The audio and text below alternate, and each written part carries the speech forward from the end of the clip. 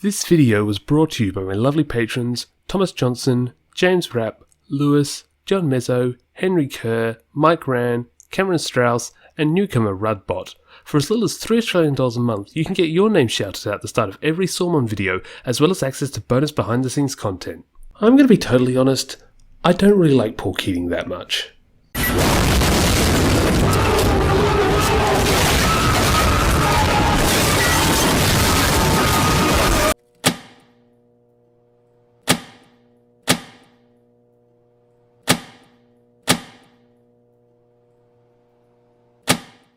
Okay, I think I should take this one from the top. Paul Keating was born in Darlinghurst, Sydney, and would spend his time growing up in a working class neighbourhood.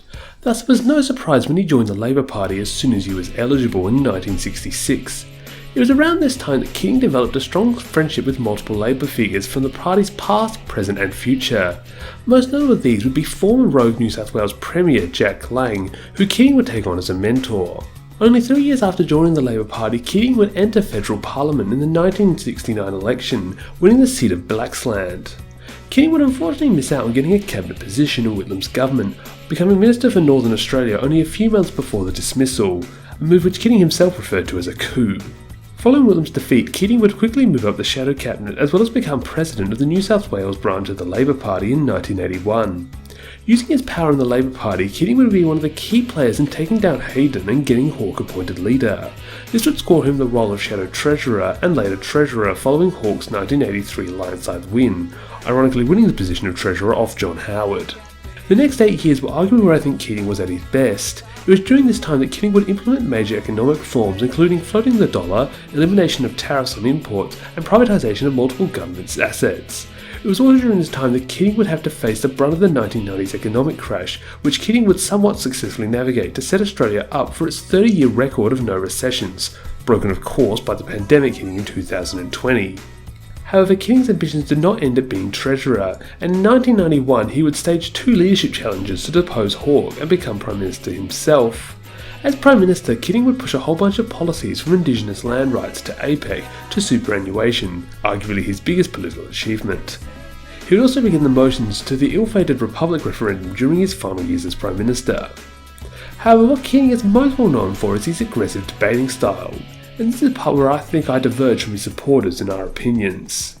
Go on YouTube and look up Paul Keating and soon enough you'll find a video of him insulting the coalition inside and outside of Parliament. While I'm no huge fan of the coalition, see the link in the description below, I still find Keating's tactics as Prime Minister very bullish and not someone I'd like to get to know. However, I can't argue that his debating style was very likely one of the key reasons for his shocking upset victory in 1993. However, much like with the elections in 1969 and 1974, the election of 1993 was very much a single upset for a government doomed to oblivion, which would come in 1996 with Keating's landslide defeat to Howard. While popular in Labour voting circles, I don't give Keating's Prime Ministership the same praise as I do with other Labour Prime Ministers. For starters, Keating was taking over a government that had already been led by Labour for 8 years, thus there was no stale Conservative agenda that needed a big shake-up when Keating came to power. As a result, there was little he could do politically to make his mark on history outside of a couple of social policies and superannuation.